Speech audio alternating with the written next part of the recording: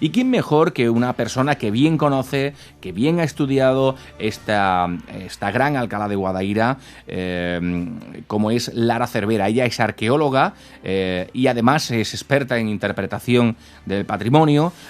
Y además es una persona que conoce muchos detalles de nuestra Alcalá de Guadaira y que cada semana, o más o menos, de manera periódica, nos va a visitar aquí en los estudios de Radio Guadaira para hablar de la historia más profunda de Alcalá de Guadaira. Lara, ¿qué tal? Muy buenas tardes. Hola, buenas tardes. ¿Cómo estamos? ¿Te acercas un poquito el micrófono, si no te importa?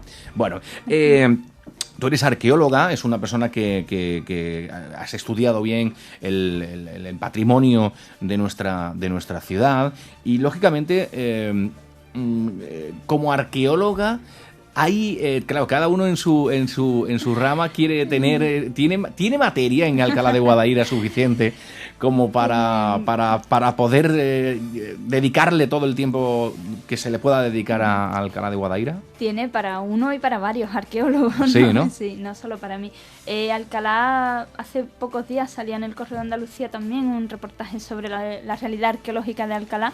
Y Alcalá carece de arqueología urbana, como podemos pensar, por ejemplo, en Carmona, en Sevilla, en Écija, en las grandes ciudades patrimoniales de Sevilla, de la provincia, pero tiene 3 núcleos fundamentales que dan trabajo y conocimiento suficiente.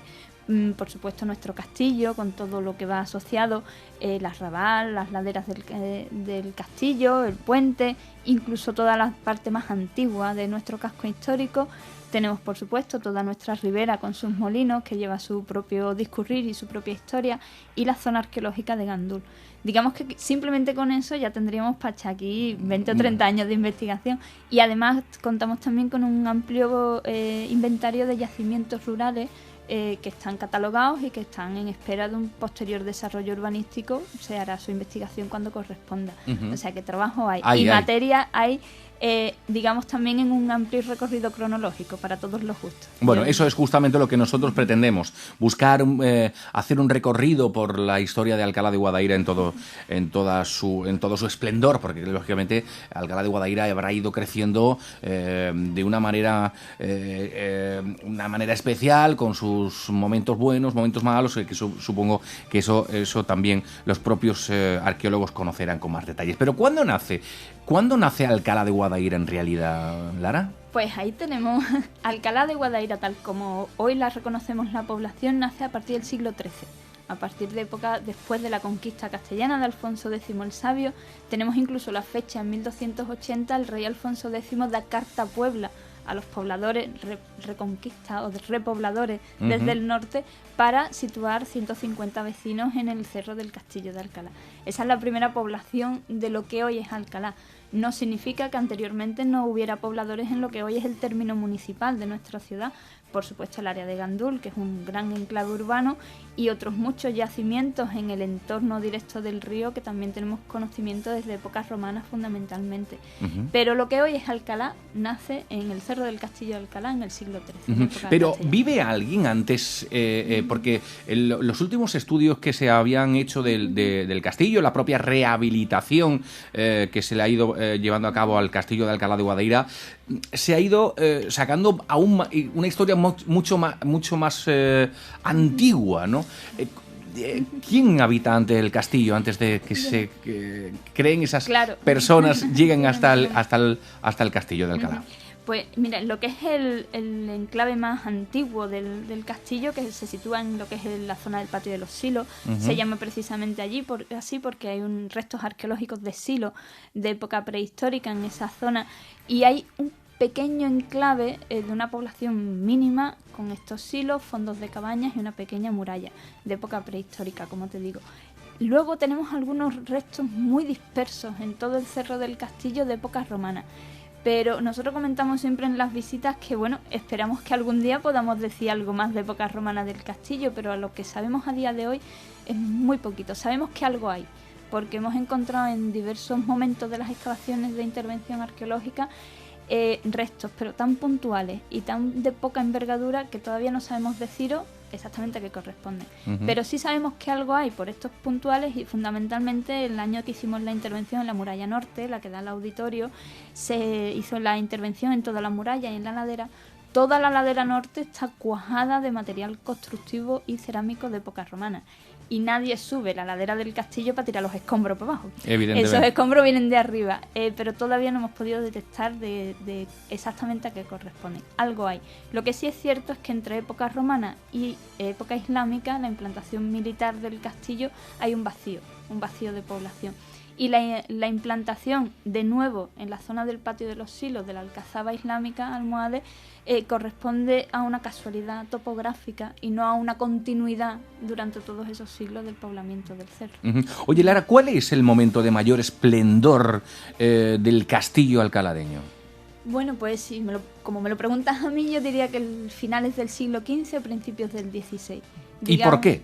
¿Hay algún motivo concreto por el que el castillo toma esa importancia? Claro, en los últimos años de lo que conocemos como Edad Media, el castillo de Alcalá se ve inmerso en las luchas nobiliarias entre los Ponce de León y los Guzmanes, que para entendernos lo mismo que decir que las luchas entre Isabel, la futura reina Isabel la Católica, y su hermana. Los nobles se alían en uno u otro bando, y Alcalá será cabeza del bando de los Ponce de León, de Rodrigo Ponce de León, que sitúa aquí en Mairena del Alcor parte de sus tropas y que lucha contra los Guzmanes en Sevilla. En ese momento, tanto el castillo de Alcalá como el de Mairena sufren una remilitarización, con un incremento de sus defensas bastante importante. Todo un doble circuito de muralla, toda la zona asociada a la Puerta Real, el foso, en fin, la parte que hoy conocemos como más monumental y más militar del recinto es justo en ese momento. Inmediatamente después de las paces de Marchenilla, el castillo, digamos que es cuando tiene también una mayor población civil. Siempre que hablamos del Cerro del Castillo estamos distinguiendo entre la parte militar, el patio de los Silos, el patio de la Sima, de la parte civil, que es todo lo que es el cerro asociado a lo que hoy vemos en torno a la iglesia de Santa María. De Santa María. Claro. En ese momento se conjugan las dos vertientes, tanto la militar como la de población, y por eso nosotros creemos que ese es el punto alto. A partir de ahí se irá abandonando el cerro. ¿Y cómo va creciendo entonces Alcalá de Guadaira a partir de ese momento en el que va va creciendo o va dejando de crecer el propio castillo, ¿no? La propia zona militar del castillo? Claro, pues es un ciclo que en realidad es muy rápido el cambio. Tal como pasa ese momento militar, las defensas militares ya no son imprescindibles, y todos los que hemos subido al castillo de Alcalá sabemos lo que cuesta subir al castillo de Alcalá, teniendo en cuenta que hay que subir no solo las personas, sino las mercancías, la leña, el agua, la comida, cualquier cosa para la vida cotidiana. En el momento en que la gente no requiere una muralla para dar una defensa, deja de querer subir todos los días hacia arriba. El camino por donde crecemos, pues el sitio más fácil, el camino de Mairena, lo que hoy es nuestra calle La Mina, que sigue siendo el eje fundamental de nuestra ciudad. Ya inmediatamente a partir del siglo XV o el XVI empieza a urbanizarse lo que antes era simplemente un camino rural, y a lo largo de los siglos XVI, XVII, XVIII irá creciendo la ciudad a ambos lados, tanto la calle La Mina como la Cañar, que es la paralela que supone el escalón del Escarpe. A partir de ahí, ese es el recorrido más histórico. Ya el resto del Alcalá que hoy conocemos no se consolida hasta finales del XIX o incluso muy alargado el siglo XX, todas las expansiones. En ese crecimiento, y un poco al hilo también de las informaciones que han ido apareciendo en las últimas semanas, como por ejemplo esos restos que han aparecido junto a la parroquia de Santiago el Mayor, ¿algo tiene que ver en ese crecimiento que tuvo la ciudad en esos tiempos? Claro, por supuesto. Alcalá nace asociada a su parroquia de Santa María en el Águila, pero muy rápidamente necesita nuevas parroquias para esa población que va creciendo. Contará con la parroquia de San Miguel para el arrabal de San Miguel, y ya muy pronto, en el siglo XV, con la parroquia de Santiago, que es la primera parroquia extramuros de la ciudad, y que surge efectivamente en ese camino de salida inmediatamente después de la muralla. Ya casi tenemos la parroquia. En concreto, los restos de los que me hablas están asociados al propio cementerio de la parroquia, no tienen ninguna dificultad, digamos, salvo el hecho puntual de que los datos que teníamos a través del Padre Flores, fundamentalmente, no nos hacían pensar que estuviera tan inmediatamente a la fachada de la iglesia. Pensábamos que, en fin, que pudieran estar más hacia donde hoy está la plaza. ¿Pero a quiénes pertenecían esos restos, Lara? A la propia población de la parroquia. Es habitual en toda la Edad Media y moderna que no haya un único cementerio municipal, como estamos más acostumbrados ahora, sino que cada parroquia cuente con su propio cementerio asociado inmediatamente al edificio para la función del propio barrio. ¿Podríamos decir que ese era el cementerio de la propia parroquia de Santiago? Sí, sí. Habría que recordar que esa es la parte trasera en un principio, ¿no? Efectivamente, eso hay que tenerlo en cuenta, que hoy entramos por ahí, pero originalmente es la trasera y es el sitio habitual donde encontramos los cementerios de las parroquias en este momento. Por lo tanto, no estamos ante ningún fenómeno extraño y lo único que sí es cierto que nos ha sorprendido un poquito y que todavía estamos en fase de laboratorio, digamos, estamos reciclando un poco toda la información, es el punto concreto en el que han aparecido. Tanto por la cercanía a la fachada, los últimos restos han aparecido a menos de 50 centímetros de la fachada del edificio, como porque se extienden por lo que es el camino hacia la Cuesta de Santa María. Y entonces no coincide exactamente con algunos planos antiguos de los que disponemos y algunas informaciones. Para eso estamos los arqueólogos, para cotejar al detalle las informaciones que la información documental no llega muchas veces a precisar. Lara, seguramente, porque hay muchas personas que seguramente quieran tener información, porque ha sido algo que se ha comentado mucho en nuestra ciudad. ¿Qué ocurre cuando aparecen unos restos como estos? ¿Qué se hace en este sentido cuando se va a hacer una obra civil, en este caso Emasesa, para la canalización de la actualización de las nuevas vías? ¿Qué se hace cuando ocurre algo como esto? Pues mira, habitualmente hay dos procesos, digamos. Cuando es una zona con cautela arqueológica previa, el proyecto de obra pasa por la Junta de Andalucía, que es la competente en estos casos, que, bueno, pues vista la cautela previa, aquí hay que tener estas previsiones, o un control de obra, o un arqueólogo a pie de campo, o nada, porque, en fin, cada caso se examina individualmente. En el caso concreto de esta obra de Masesa que comentamos, la zona donde se intervenía no contaba con ningún tipo de cautela previa, que, como os comento, es una delegación de la Junta de Andalucía. Por lo tanto, Emasesa cumple con todos sus requisitos legales, hace su proyecto y empieza la obra. En ese momento en el que aparece algo, que en este caso al no haber cautela estamos plenamente en lo que se recoge como un hallazgo casual, los pasos son los que se han dado efectivamente: paralización de la obra y llamada al técnico competente de la Junta de Andalucía. No es el ayuntamiento en este caso. El ayuntamiento, digamos que lo que trabaja es de coordinador o interesándose por un patrimonio que forma parte del municipio, pero las cautelas son de la Junta. La Junta, a partir de ese momento, visto el caso, lo que hace es designar una dirección arqueológica y, dado la relevancia de los restos para nosotros en Alcalá, tienen mucho interés, pero digamos que desde el punto de vista global de la provincia de Sevilla lo que se ha determinado es un seguimiento del resto de la obra. ¿Qué significa? Que estamos los arqueólogos a pie de máquina.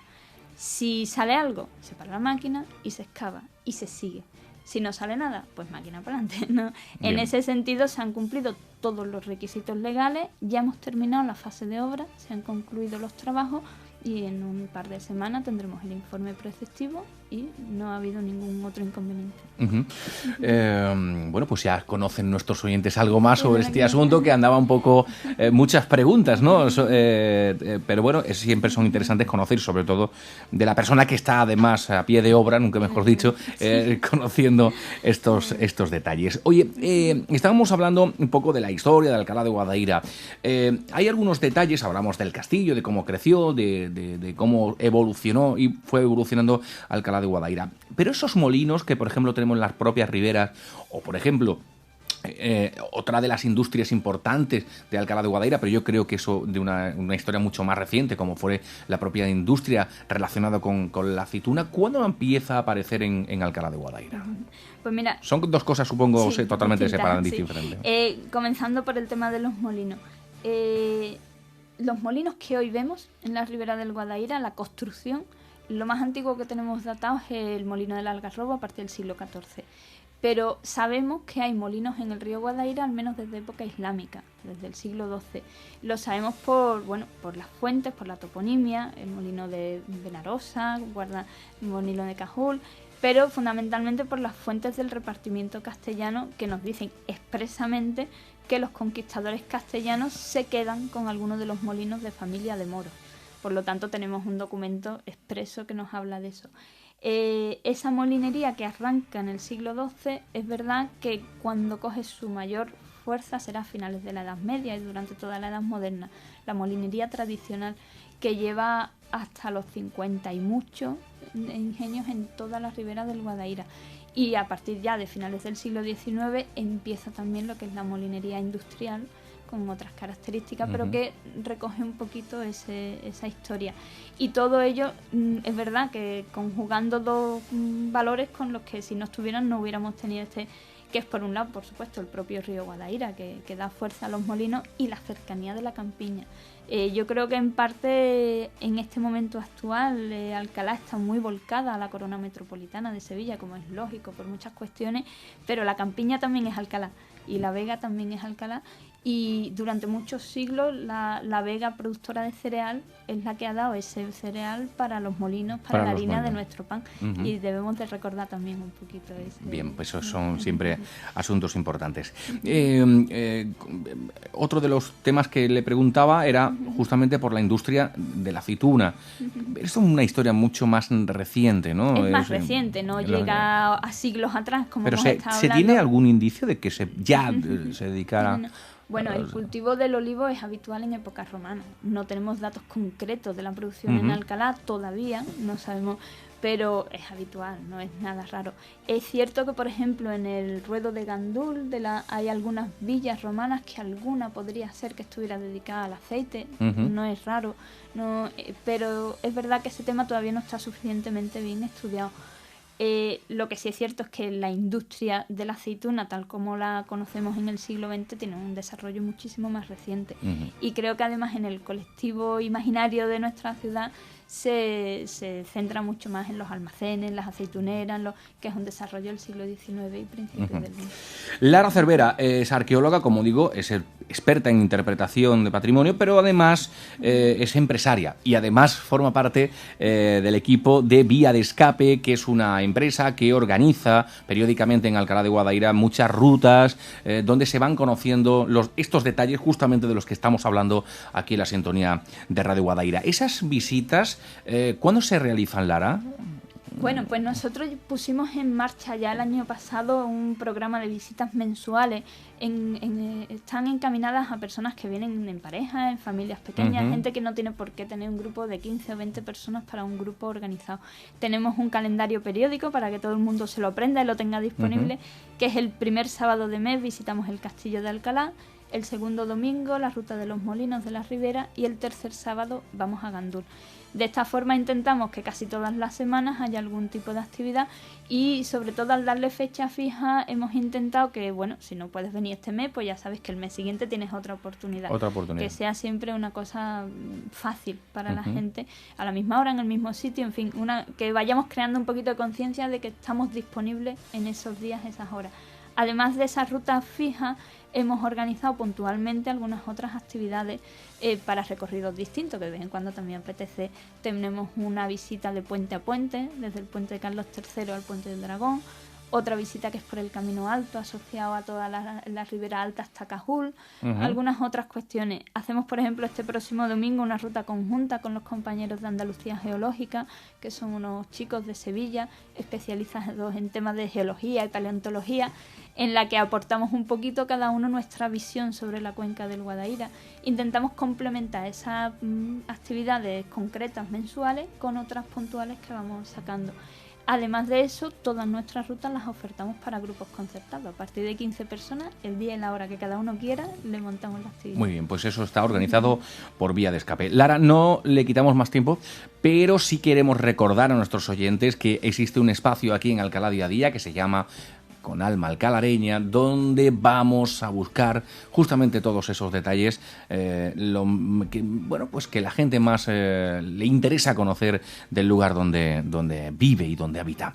Lara, muchas gracias por estar con nosotros en la sintonía de Radio Guadaira. Son siempre extraordinariamente interesantes todos los asuntos que se abordan y se afrontan, y desde luego desde aquí agradecer el interés mostrado por este espacio que pone en antena Radio Guadaira. Muchas gracias, de verdad. Gracias a vosotros y hasta la próxima.